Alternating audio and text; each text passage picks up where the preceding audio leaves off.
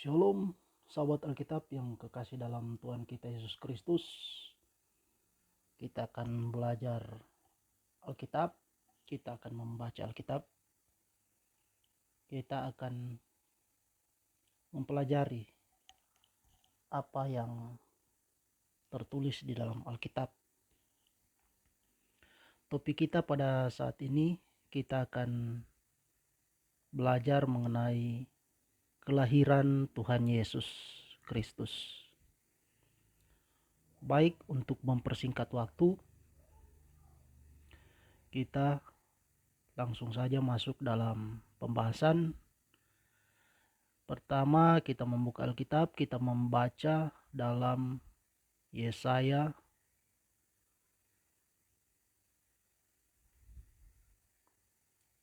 Yesaya 9 ayatnya yang kelima. Di sini menegaskan bahwa Nabi Yesaya menubuatkan tentang kelahiran Sang Immanuel. Di Yesaya 9 ayatnya yang kelima. Berbunyi demikian. Sebab seorang anak telah lahir untuk kita, seorang putra telah diberikan untuk kita, lambang pemerintahan ada di atas bahunya, dan namanya disebutkan Orang Penasehat Ajaib, Allah yang Perkasa, Bapa Kekal, Raja Damai. Jadi di sini Yesaya menubuatkan tentang seorang putra yang akan lahir dan akan memerintah. Dalam hal ini dia disebutkan sebagai Penasehat Ajaib, Allah yang Perkasa, Bapa Kekal, Raja Damai. Jadi Yesaya ini adalah nabi di Yudea yang hidup pada abad ke-8 sebelum Masehi, atau tahun kurang lebih 740 sebelum Masehi. Jadi dia menubuatkan kurang lebih 800-an tahun sebelum hadirnya Yesus Kristus.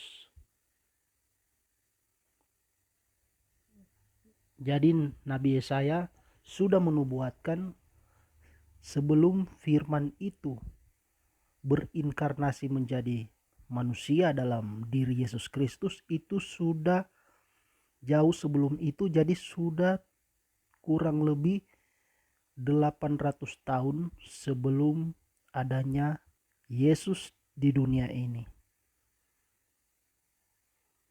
Jadi Nabi Yesaya itu bernubuat kurang lebih selama 40 tahun.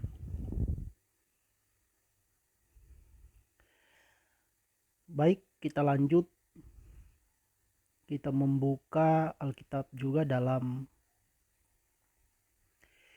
Yesaya 7 ayatnya yang ke-14.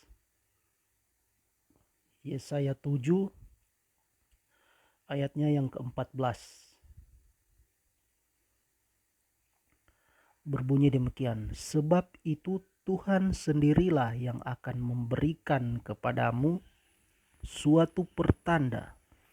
Sesungguhnya seorang perempuan muda mengandung dan akan melahirkan seorang anak laki-laki, dan ia akan menamakan dia Immanuel. Jadi Yesaya sudah menubuatkan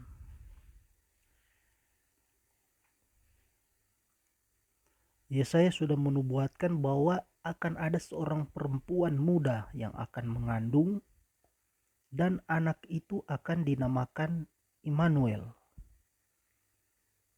Jadi ditekankan di sini ada seorang perempuan yang akan mengandung, dan anak itu yang dia kandung itu akan dinamakan Immanuel.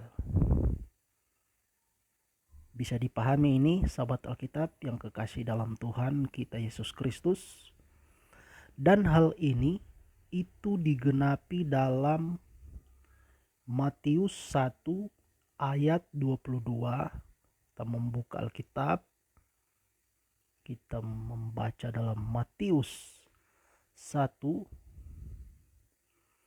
ayatnya yang ke-22 sampai dengan 23. Berbunyi demikian. Hal itu terjadi supaya genaplah yang difirmankan Tuhan oleh nabi. Sesungguhnya anak darah itu akan mengandung dan melahirkan seorang anak laki-laki, dan mereka akan menamakan dia Immanuel, yang berarti Allah menyertai kita. Jadi di sini disebutkan dalam Matius, hal itu terjadi supaya genaplah yang difirmankan Tuhan oleh nabi. Siapakah nabi di sini? Yang dimaksud dengan nabi di sini yaitu Nabi Yesaya. Jadi Yesaya sudah menubuatkan dalam Yesaya 7 ayatnya yang ke-14. Kemudian di sini juga ditekankan. Dan mereka akan menamakan dia Immanuel. Jadi sejalan dengan Yesaya 7 ayat 14 dan digenapi dalam Matius 1 ayat 22 sampai dengan 23 ini. Jadi sungguh luar biasa firman di dalam Alkitab 800-an tahun sebelum kitab Matius ini, yaitu kitab Yesaya, sudah dijelaskan, dan sejalan antara kitab Matius dengan kitab Yesaya, sahabat Alkitab. Jadi sangat otentik firman di dalam Alkitab. Kemudian untuk tempat lahir Yesus, itu sudah dinubuatkan dalam Mika. Kita membaca dalam Mika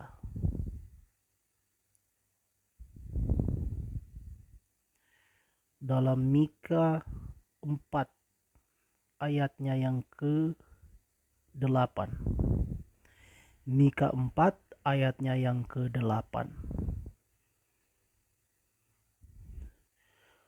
berbunyi demikian. Dan engkau, hai menara kawanan domba, hai bukit putri Sion, kepadamu akan datang dan akan kembali pemerintahan yang dahulu kerajaan atas putri Yerusalem. Jadi di sini Mika menjelaskan, hai engkau menara kawanan domba. Menara kawanan domba ini adalah dalam bahasa Ibrani disebut dengan Migdal Eder. Jadi menara kawanan domba ini dalam bahasa Ibrani disebut Migdal Eder.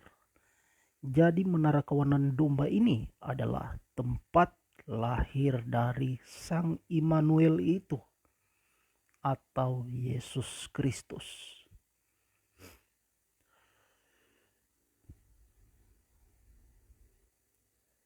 Kita lanjut membaca dalam Mika pasalnya yang ke-5 ayatnya yang ke-1 sampai dengan 2. Mika 5 pasalnya yang ke-5, Mika pasal 5 ayatnya yang ke-1 sampai dengan 2.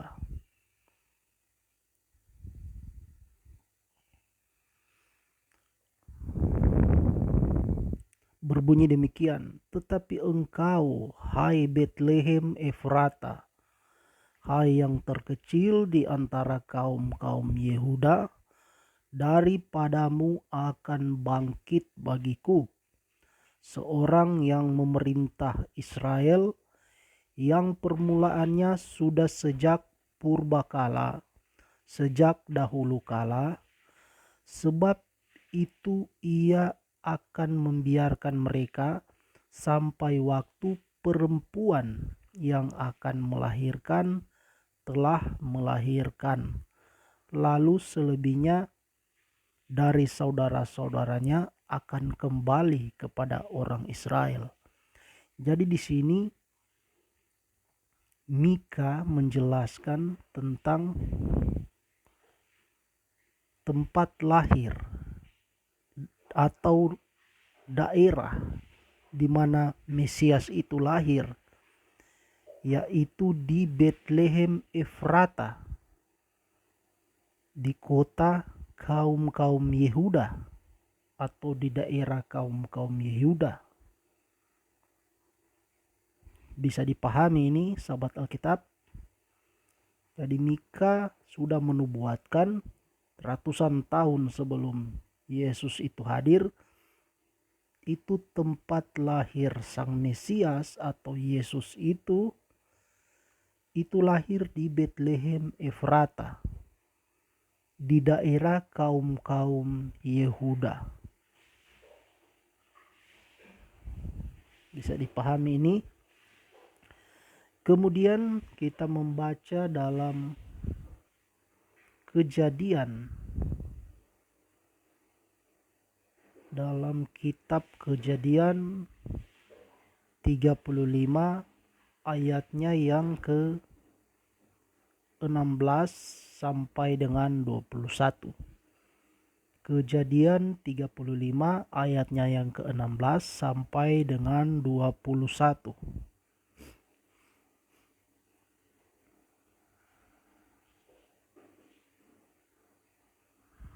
Berbunyi demikian, sesudah itu berangkatlah mereka dari Betel.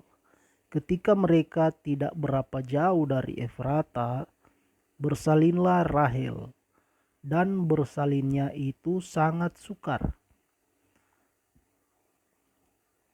Sedang ia sangat sukar bersalin, berkatalah bidan kepadanya, "Janganlah takut, sekalipun anak laki-laki yang kau dapat." Dan ketika ia hendak menghembuskan nafas, sebab ia mati kemudian, diberikannya nama Ben-Oni kepada anak itu. Tetapi ayahnya menamainya Benyamin. Demikianlah Rahel mati, lalu ia dikuburkan di sisi jalan Efrata, yaitu Betlehem. Yakub mendirikan tugu di atas kuburnya, itulah tugu kubur Rahel sampai sekarang. Sesudah itu berangkatlah Israel, lalu ia memasang kemahnya di seberang Migdal Eder. Jadi di sini sahabat Alkitab, Migdal Eder di sini adalah menara kawanan domba. Dan waktu itu Rahel akan melahirkan anaknya atau anak Yakub, karena Rahel adalah istri dari Yakub. Yakub adalah anak dari Ishak.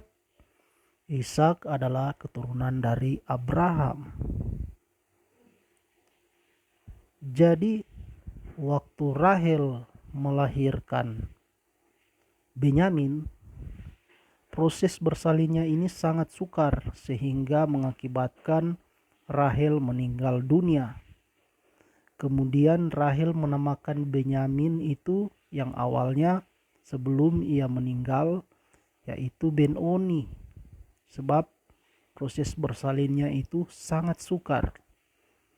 Kemudian Yakub mengganti Ben-Oni, nama Ben-Oni menjadi Benyamin. Kemudian Yakub memperingati atau mengenang kematian istrinya Rahel itu di seberang Migdal Eder. Sahabat Alkitab, Migdal Eder ini adalah menara kawanan domba, tempat lahir Sang Mesias itu sendiri, yaitu di Betlehem Efrata.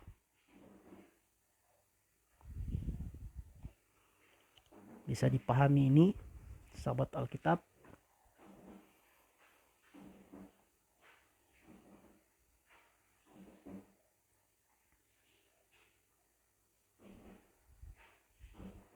Kemudian untuk waktunya, waktu kelahiran dari Tuhan kita Yesus Kristus itu sudah dinubuatkan dalam kitab Hagai. Kita membaca kitab Hagai.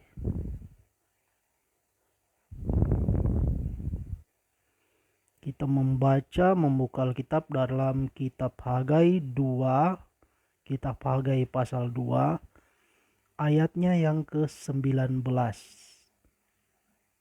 Kitab Hagai pasalnya yang kedua, ayatnya yang ke-19.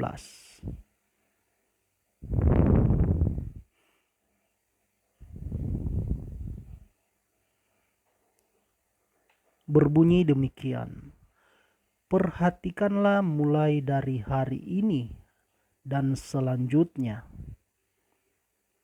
mulai dari hari yang ke-24 bulan ke-9, mulai dari hari diletakkannya dasar bait Tuhan, perhatikanlah. Jadi di sini ditekankan dalam Hagai 2 ayat 9, yaitu waktunya. Waktunya itu pada hari yang ke-24 bulan yang ke-9. Jadi sahabat Alkitab yang kekasih dalam Tuhan, ada perbedaan bulan. Jadi antara yang kita pakai sekarang kalender Masehi, sedangkan yang dulu yang umat atau bangsa Yahudi memakai kalender Yahudi. Jadi mereka memakai kalender Yahudi yang perhitungan hari itu berbeda dengan kalender Masehi. Kalender Yahudi yang dipakai itu berdasarkan perhitungan perputaran matahari. Ada juga mereka memakai kalender berdasarkan kalender pertanian. Jadi sahabat Alkitab, hari yang ke-24 ini maksudnya itu di atas, jadi perhitungan hari.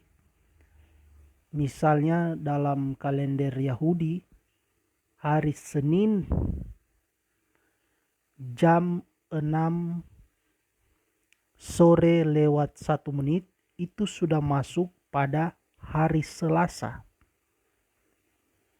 Ulangi, jadi kalender Yahudi atau perhitungan hari pada bangsa Yahudi itu hari Senin jam 6 sore ke atas itu sudah masuk pada hari Selasa.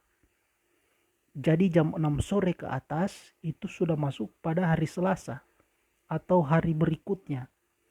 Sedangkan kita yang memakai kalender Masehi itu jam 12 subuh ke atas itu sudah masuk pada hari berikutnya.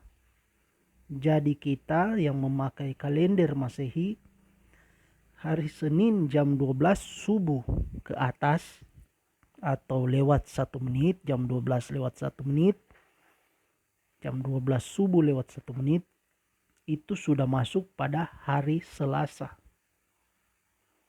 Bisa dipahami ini sahabat Alkitab? Jadi ini masuk pada hari, kalau dikonversi ke kalender Masehi itu sudah masuk pada hari ke-25. Jadi di sini tanggal 25.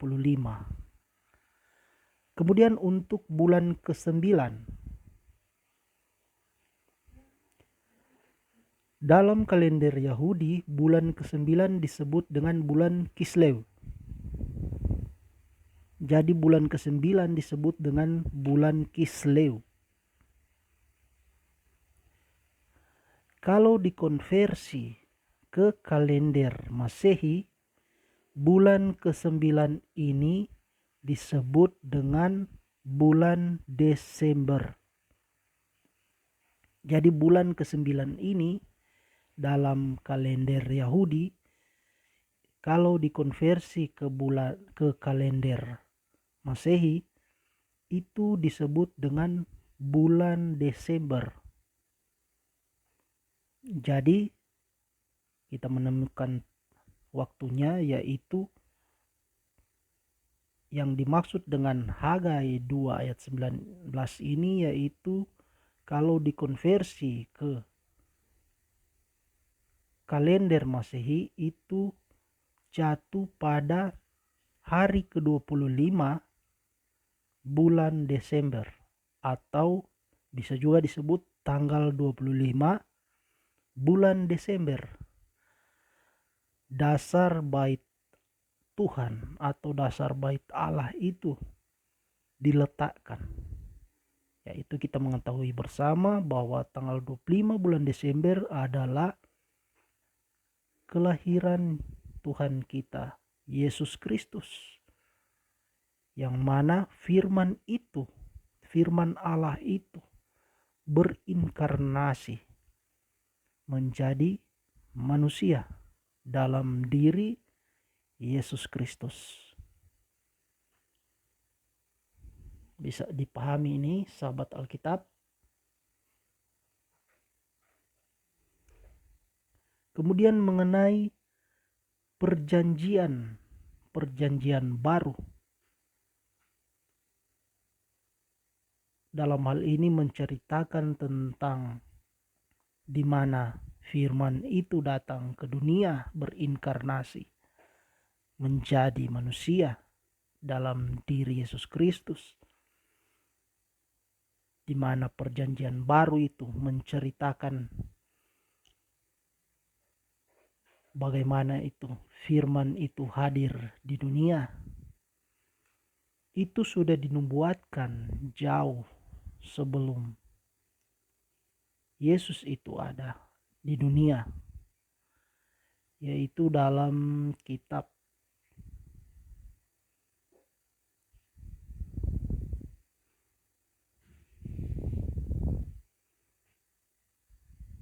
kita membaca dalam kitab Yeremia 31 ayatnya yang ke-31. Yeremia 31 ayatnya yang ke-31 berbunyi demikian: sesungguhnya akan datang waktunya, demikianlah firman Tuhan, aku akan mengadakan perjanjian baru dengan kaum Israel dan kaum Yehuda. Jadi di sini ratusan tahun sebelum adanya firman yang berinkarnasi menjadi manusia dalam diri Yesus, itu sudah difirmankan oleh Tuhan, oleh Allah, yang mana Allah akan mengadakan perjanjian baru seperti yang ditekankan dalam Yeremia 31 ayat 31 ini. Allah akan mengadakan perjanjian baru. Tuhan akan mengadakan perjanjian baru dengan kaum Israel atau bangsa Israel dan kaum Yehuda, di mana kita mengetahui bersama Yesus dari keturunan suku Yehuda.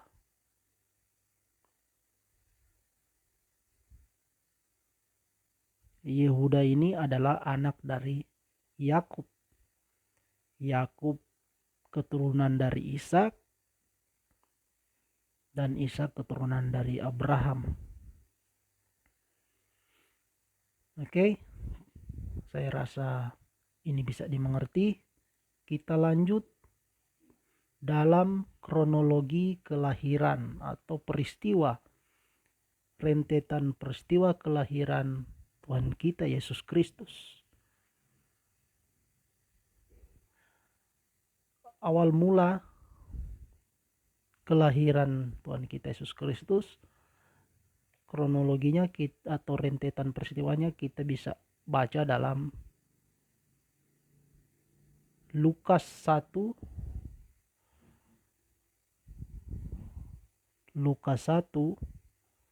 ayatnya yang kelima. Lukas 1 ayatnya yang kelima.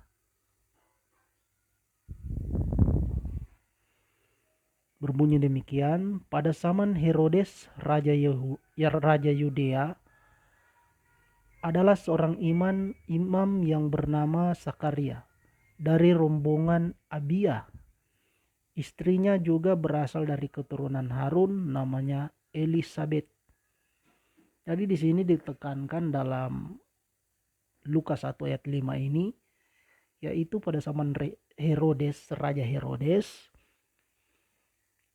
Raja Yudea, itu ada imam yang bernama Imam Sakaria. Sakaria ini memiliki istri bernama Elisabet.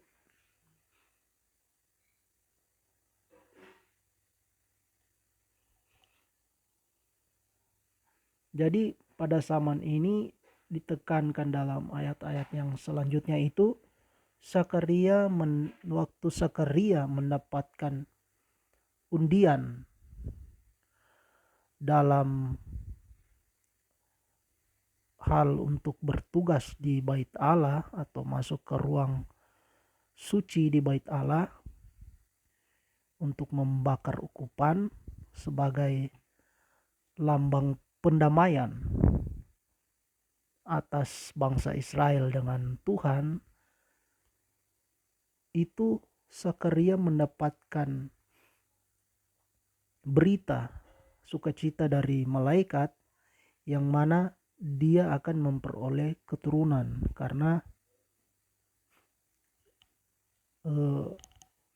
Sakaria menanti-nantikan bersama Elisabet menanti-nantikan keturunan karena mereka belum memiliki keturunan. Kita mengetahui bersama anak dari Sakaria dan Elisabet ini, kalau kita baca dalam ayat-ayat selanjutnya, yaitu anak mereka adalah Yohanes Pembaptis.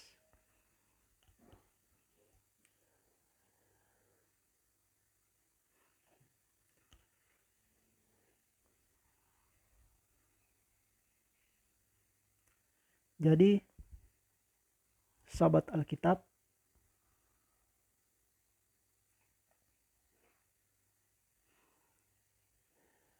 kita akan membaca dalam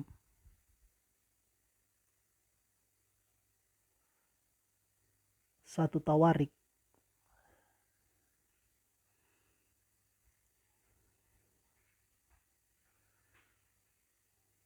dalam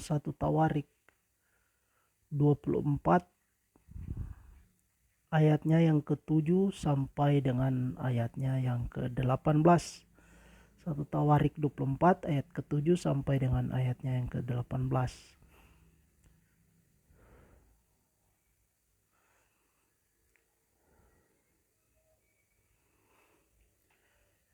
Undian pertama yang jatuh pada Yoyarib, yang kedua pada Yedaya, yang ketiga pada Harim, yang keempat pada Seorim, yang kelima pada Malkia, yang keenam pada Miyamin, yang ketujuh pada Hakos, yang kedelapan pada Abia, yang kesembilan pada Yesua, yang ke-10 pada Sekhanya, yang ke-11 pada Eliasib, yang ke-12 pada Yakim, yang ke-13 pada Hupa, yang ke-14 pada Yesebeab, yang ke-15 pada Bilgia, yang ke-16 pada Imer, yang ke-17 pada Hesir, yang ke-18 pada Hapises, yang ke-19 pada Petaya, yang ke-20 pada Yeskel, yang ke-21 pada Yakin, yang ke-22 pada Gamul,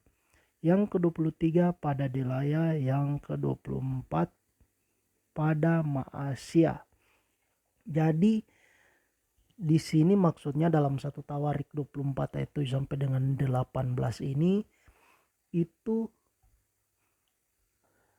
Eleazar, yaitu Eleazar ini anak dari Harun. Harun ini adalah saudara dari Musa. Jadi Musa memiliki saudara Harun dan Miriam. Jadi Musa memiliki saudara Harun dan Miriam. Musa, Harun dan Miriam ini adalah keturunan dari suku Lewi, anak Yakub. Jadi Harun ini bertugas di kemah-kemah suci atau di bait-bait Allah. Jadi suku Lewi ini masuk dalam imam atau bertugas sebagai imam di bait Allah, menyiapkan segala urusan ibadah di bait Allah. Jadi Eleazar anak Harun ini membuat jadwal dalam kitab Tawarik ini. Dia membuat jadwal tentang bagaimana suku-suku Lewi itu bertugas di bait Allah. Ada 24 rombongan yang bertugas di bait Allah. Jadi 24 rombongan ini Sakaria itu waktu zaman Sakaria itu, karena sudah jauh sesudah Eleazar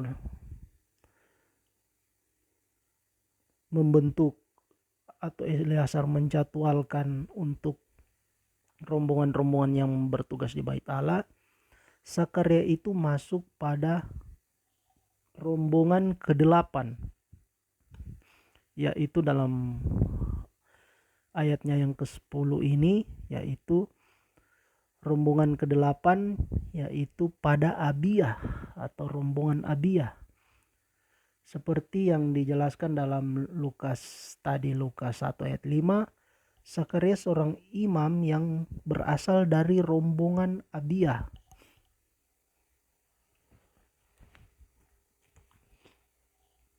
Jadi itu disebutkan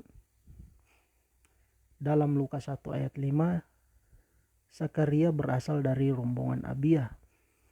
Seperti sudah yang dibentuk oleh atau dijadwalkan oleh Imam Eleazar anak Harun jauh sebelum zaman Sakaria, itu rombongan ke-8 adalah rombongan Abia atau rombongan dari Sakaria, karena Sakaria termasuk dalam rombongan Abia.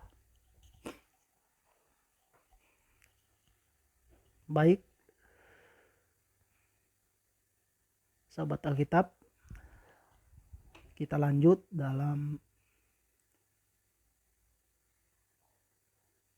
bulan dari di mana Sakaria itu bertugas. Jadi Sakaria bertugas itu pada hari-hari raya bangsa Yahudi atau suku Yehuda, di mana banyak sekali perayaan hari-hari besar di bulan ke-7 itu.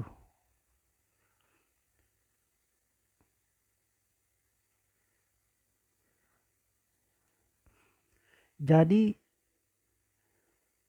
Sakaria bertugas jatuh pada bulan ke-7.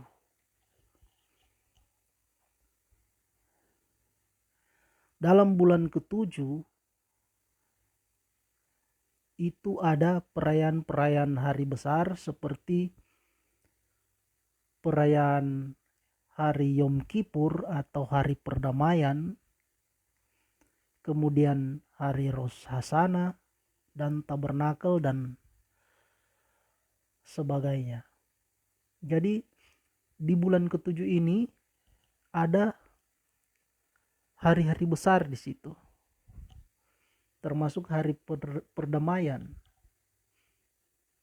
di mana Zakaria itu bertugas untuk membakar ukupan sebagai tanda pendamaian dengan Allah.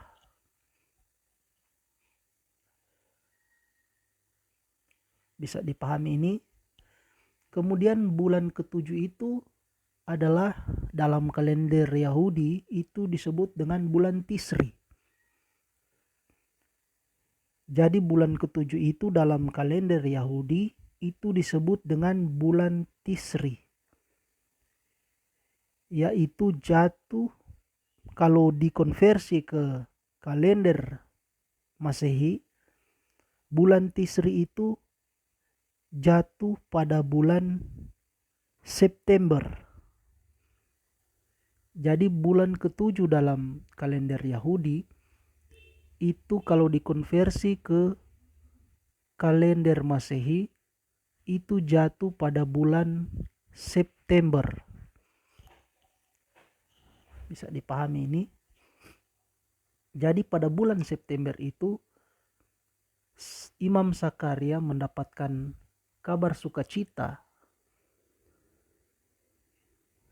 dari Tuhan melalui malaikat bahwa istrinya Elizabeth ini akan mengandung seorang anak.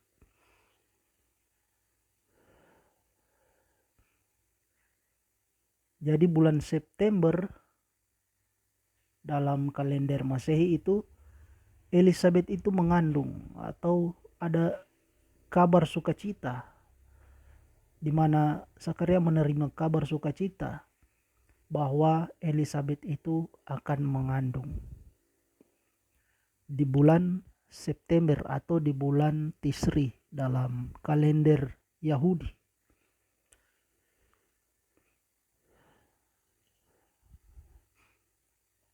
Karena di bulan September itu Zakaria bertugas di Bait Allah.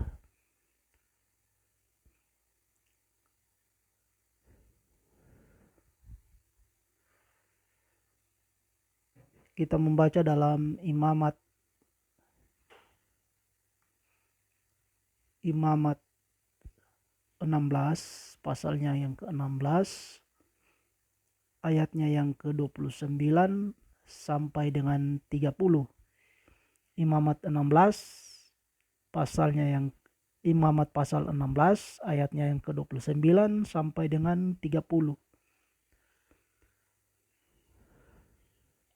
Berbunyi demikian, inilah yang harus menjadi ketetapan untuk selama-lamanya bagi kamu, yakni pada bulan yang ke-7 pada tanggal 10 bulan itu kamu harus merendahkan diri dengan berpuasa, dan janganlah kamu melakukan sesuatu pekerjaan, baik orang Israel asli maupun orang asing yang tinggal di tengah-tengah kamu. Karena pada hari itu harus diadakan pendamaian bagimu untuk mentahirkan kamu. Kamu akan ditahirkan dari segala dosamu di hadapan Tuhan. Jadi di sini ditegaskan dalam Imamat 16 ini bahwa tanggal 10 atau pada bulan ke-7 ini akan diadakan oleh bangsa Israel, yaitu hari pendamaian atau pendamaian bagi bangsa Israel atas dosa bangsa Israel itu sendiri. Jadi imamat ini masuk dalam kitab Musa atau sudah diatur dalam masa di mana Musa itu. Jadi jauh sebelum Sakaria bertugas itu sudah ditetapkan bahwa tanggal 10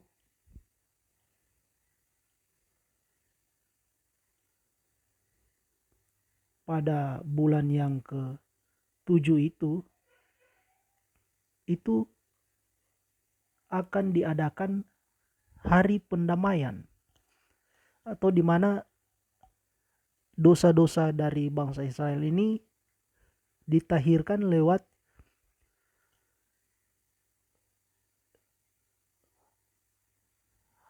hari pendamaian ini.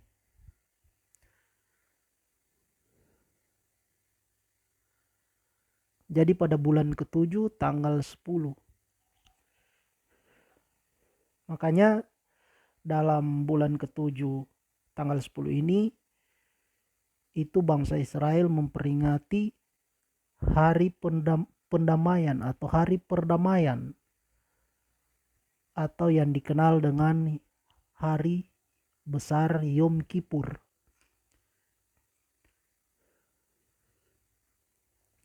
Jadi pada hari ini itu Sakaria mendapatkan tugas untuk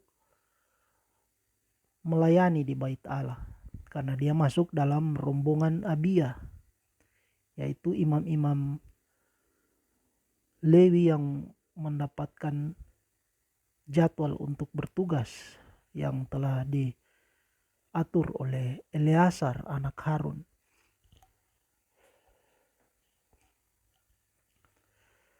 Kemudian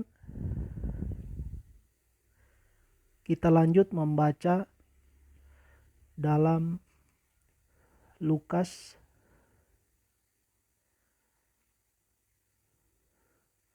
dalam Lukas 1 ayatnya yang ke-26. Lukas 1 ayatnya yang ke-26.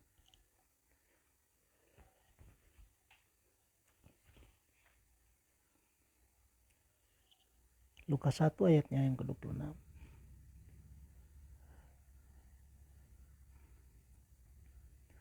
Berbunyi demikian.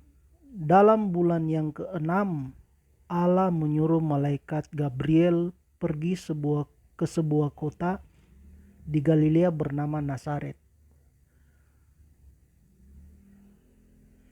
Jadi dalam bulan ke-6 Allah menyuruh malaikat Gabriel pergi ke sebuah kota bernama Nazaret.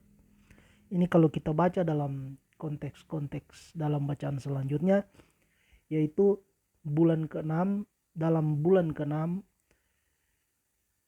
itu malaikat Gabriel memberitakan berita sukacita kepada Maria bahwa ia akan mengandung seorang anak,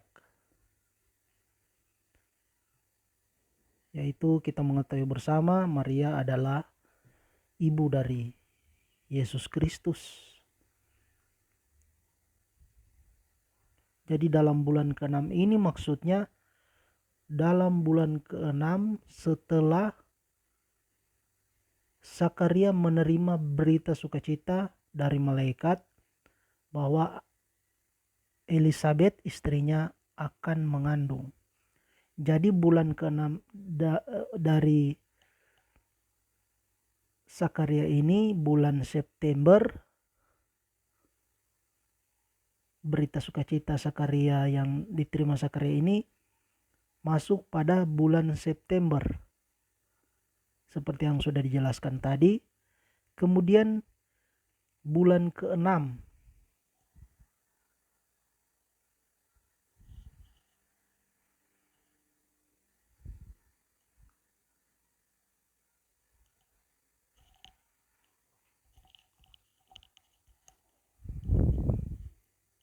jadi bulan ke-6 dari September itu jatuh pada bulan Maret.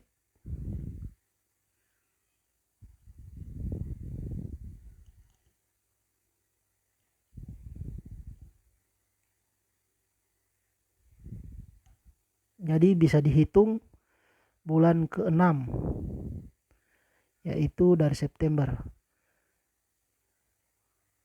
Oktober, November, Desember, Januari, Februari, Maret. Jadi jatuh pada bulan Maret.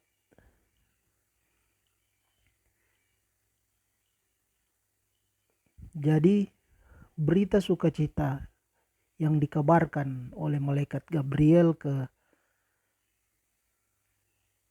Maria bahwa ia akan mengandung seorang anak atau sang Mesias itu jatuh pada bulan Maret dalam kalender Masehi. Bisa dipahami ini. Kemudian untuk menegaskan bulan ke-6 itu atau di mana dihitung dari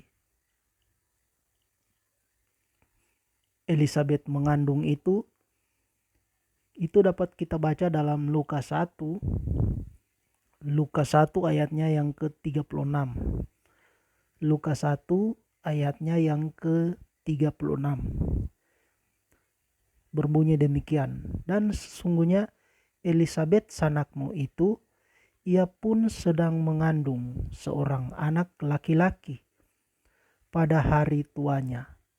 Dan inilah bulan yang ke-6 bagi dia, yang disebut mandul itu.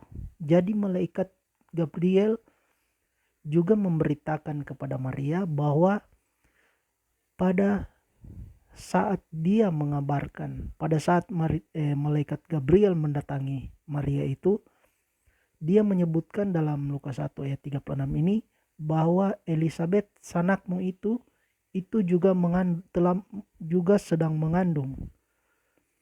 Dan pada saat itu Elizabeth sudah mengandung selama 6 bulan. Jadi dapat dihitung masa mengandung Elizabeth itu pada saat itu sudah 6 bulan. Jadi dari bulan September kita menghitung Oktober, November, Desember, Januari, Februari, Maret. Jadi memang jatuh pada bulan Maret, di mana bulan Maret ini Maria juga menerima kabar sukacita yang mana dia akan mengandung. Bisa dipahami ini sahabat Alkitab. Jadi Maria mengandung pada bulan Maret. Oke. Jadi kalau kita menghitung waktu mengandung seorang perempuan itu selama 9 bulan. Jadi kalau kita menghitung waktu mengandung seorang perempuan atau seorang wanita, masa mengandung itu selama 9 bulan.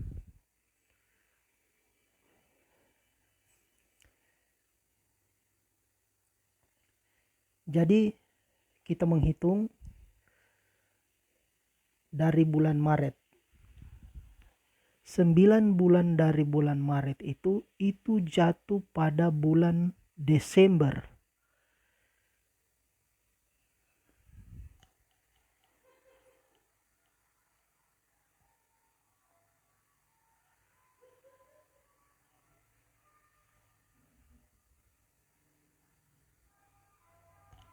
Jadi 9 bulan dari bulan Maret itu jatuh pada bulan Desember.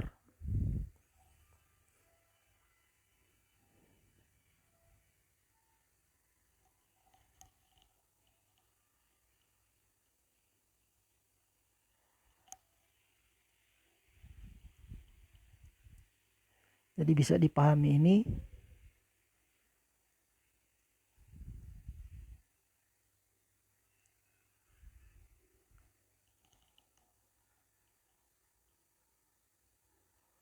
Jadi bisa kita hitung 9 bulan dari Maret itu jatuh pada bulan Desember, Kita hitung dari bulan April.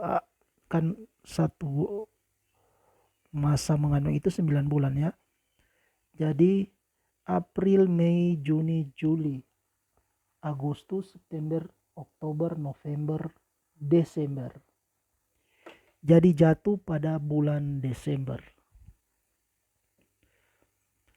Jadi tak terbantahkan atau sangat dapat dibuktikan bahwa kelahiran Tuhan Yesus Kristus, Tuhan kita Yesus Kristus itu jatuh pada tanggal 25 bulan Desember. Karena kita bisa menghitung, kita sudah menghitung tadi